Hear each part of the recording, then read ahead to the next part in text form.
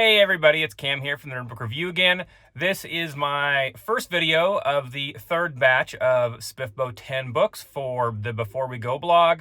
Once again, I am only one of 6 or 7 judges, and my opinions here are not going to get any books cut, nor are they going to get a book to be a semi-finalist or a finalist just off of what my first thoughts are.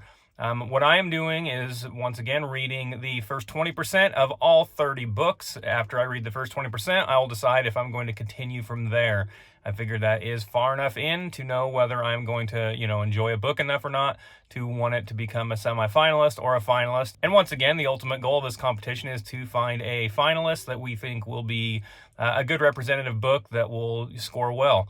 So if I, don't like a book, then I'm not going to continue reading just because I want to see what happens. With that being said, the first book in this third batch now is Oathbreakers Anonymous by Scott Warren. I believe I read this about 340 pages long. We have a Dungeons & Dragons style world. Our main character is Marluck of Kalash. He was a paladin of a god named Skeen, who is a goddess of death and rebirth. He is in a fight at the very beginning of the book. It's actually the prologue. He does something to upset his goddess. He's not even actually certain what it was. She takes her divine power away from him, making him an Oathbreaker. Normally, when a paladin becomes an Oathbreaker, the saying is that they will become the villain in some other hero's story. Well, Marluck ends up drunk in a town for a while. When someone finds him, that person is the leader of the Oathbreakers Guild in a town, and brings him, and he meets with a whole bunch of other fallen paladins who are trying not to become villains, but they go to this group, which is basically, think like Alcoholics Anonymous style. They sit around and talk about what happened and things like that. Marluck does not know what caused him to lose his power, what caused him to have his god lose faith in him. He, after about 9 months of this meetings, he is approached by a dark, mysterious person who tells him that there is a way for him to get the faith of his goddess back. And right there at that 20% point, it looks like him and a bunch of these other fallen paladins are about to go on an adventure and see if they can get the faith of their god or goddess back. Now, really, only Marluck seems to want to actually go, but the other ones are either bored or whatever and decide that they're going to follow him and help him out. So far, my thoughts on this book are that it is actually now right up there among my favorite of the first 20% that I've read. Now, I think that the best way to describe this book would be that if you liked the Orconomics by Zach Pike or something like that, this book has a lot of humor and absurdity to go along with the serious elements. The first Oathbreakers Anonymous meeting that Marluck attends is sponsored by the Atheist Guild, who have a temple that you're not allowed to worship at, and an altar that you can't pray to. And their representative, dryly telling him this stuff. And it says, also, there is a god of atheism, but we are not affiliated with that god of atheism. Just all in all, I found it to be humorous. I don't know that I've necessarily really connected with any of the characters yet at this point. But Marluck seems to be a pretty decent MC, and I found that I just like the writing style, the absurdity, and the humor of it. I will definitely be finishing this book off, and I think there's a pretty good shot that I will actually end up doing a review of this one, whether it ends up as a Before We Go semi-finalist or not. All right, on to the second video. Thanks. All right, for the second video of this batch, I have Quaint Creatures, Magical and Mundane by Andrew D. Meredith. It is 218 pages long, and it is a cozy fantasy. Our main character is a giant. His wife is an elf. His partner / veterinarian help is a dwarf, so you're going to have tons of magical creatures here. I did mention veterinarian. He owns a magical house and pet shop / vet shop that is, completely crazy. Chambers everywhere. It's a magical house that his wife, who is an adventurer, is still trying to figure out all of the things in. Mentioned once again, he's a giant, so we have lots and lots of different creatures in this one. Cozy fantasy, so it doesn't seem like the stakes are too high.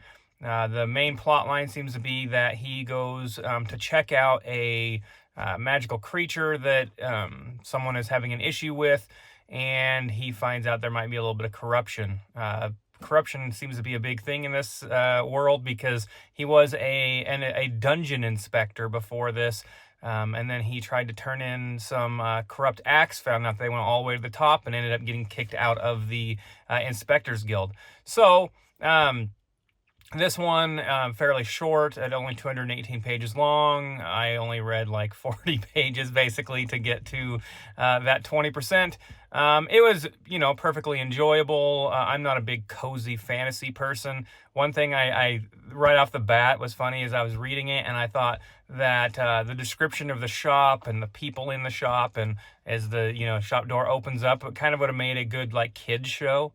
That would have been entertaining, of different animal that they have to work on every episode or something like that. This is not one that I personally will recommend for being a semi-finalist, but that's mainly because I'm not a huge cozy fantasy person as a general rule. Otherwise, the writing is perfectly fine.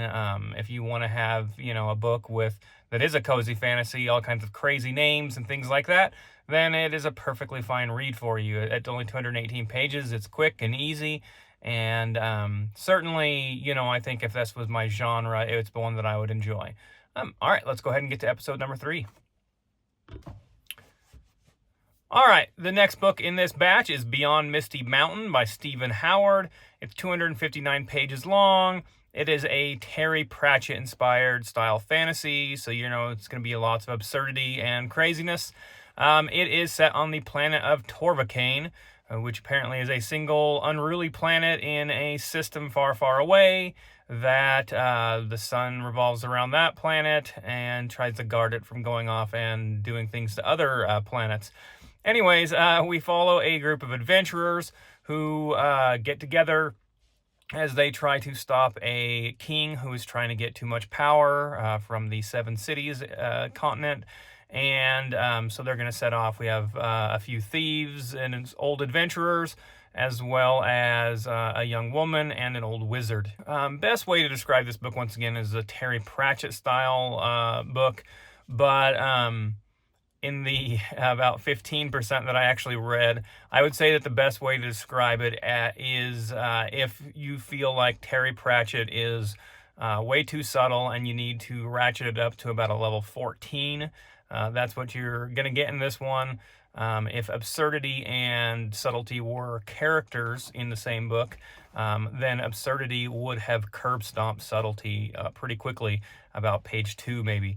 Not a book that I'm going to recommend moving forward, and I probably will not go back and read more of it, despite being a Terry Pratchett fan. So far, with just a couple of books I've read, this one just kind of goes too crazy for me personally. This is, once again, just me, my own personal opinions, not the entire blogs. At least somebody else will read this, and maybe they'll, very much enjoy it. Let's go ahead and get on to the next book. Hey everybody, this is Cam again with video 4. This seemed like a great idea to do this video outside of my tractor because the weather is beautiful, but you can see the shadows aren't great. I'm doing it anyways. So this video is Steamborn by Eric Asher. It is a YA dystopian novel. We have what is clearly like a post-apocalyptic civilization. We have people living in the lowlands and the highlands on these mountains. Everywhere below that has been overrun by what honestly just seem like giant bugs. We're definitely in a period of time where we're past, in the past there was, a lot better technology, things like that. We have a main character named Jacob. He is 16 years old. He's a tinker's apprentice, also a pickpocket, and he is getting ready. Actually, it's kind of a weird, funny deal where on the one hand he's working, there are these constant bug attacks or creature attacks, and on the other hand he is also getting ready to have cotillion, the dance, that they would have with the rest of his class. Definitely, before I actually read that it was a YA, I was like, man, this one puts off some weird vibes that make perfect sense. The book was written in like 2014, which was about the time of like Divergence and Hunger Games and movies like that and books like that as well. So the book, I mean, I could immediately tell, you know, like what the other influences were in this time frame, right? Basically think like early to mid 2000s YA dystopian, and that is what you have here. All in all, I feel like it's a pretty good example of that genre, you know, the YA dystopian, with a little bit more fantasy element included in it. It's well written. It's enjoyable if that's what you're looking for. I'm not going to continue reading past this, you know, initial 20%. I'm not the target audience here with a YA dystopian novel. But I mean, I think that, you know, if that's what you like, it's what you like. You know, I'm personally not going to be nominating it as a semi-finalist, but who knows, maybe we'll have someone in our group that will like it. I certainly am not going to have an issue if someone else does, but it's just, you know, like cozy fantasy is not my big thing. YA dystopian, I'm, you know, in my 40s at this point, a little bit past that target audience. All right, on to the fifth and final book. Hey everybody, the last video in this batch is Hear My Call by Yvette Bostic. Kind of seems like it's going to be a paranormal romance action type of a novel. I got a couple different page counts, but somewhere around 200. We have two point of view characters, a woman named Jess, she's 28. She is a combination shifter, so she turns into a wolf and a fae. She's got some magical abilities, it would seem, aside from her, you know, ability to shift into a wolf. Then our second point of view character is named Garrett. He is a like special forces bounty hunter type that leads a team of shifters. He is called Alpha, so clearly the leader of their group. Right off the bat, we find Jess. She is in addition to being a shifter, she's like a tomboy type, very tall, muscular. She's a mechanic. She goes home to her trailer out in the boonies of North Texas and is attacked by another team trying to kidnap her, who are vampires. They're fought off by Garrett and his team of shifters, who are also there to kidnap her. And the werewolves, though, or the shifters, seem to not be wanting to kill her, while the vampires do want to kill her, so she ends up going with them. Book seems like it's going to be plenty action-packed. Kind of reads like an action Harlequin romance novel to me. If you know, like that kind of stuff, then this is a perfectly fine example of that. I am clearly not the target audience. Despite it only being 200 pages, I don't intend to continue reading past this point. I am, you know, not going to recommend it to go forward, and I probably wouldn't recommend it to be a semi-finalist, even if somebody else in our team did want it to be one. Once again, Harlequin romance style, action-packed, it seems like.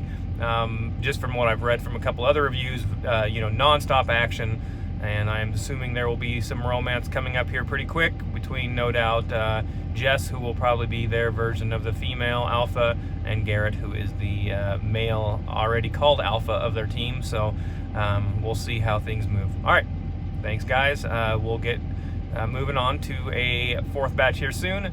The plan changed up a little bit from just being on Mondays to I'll have Mondays and Fridays for the first 3 weeks, and after all of these are out, then the team will start actually putting out cuts.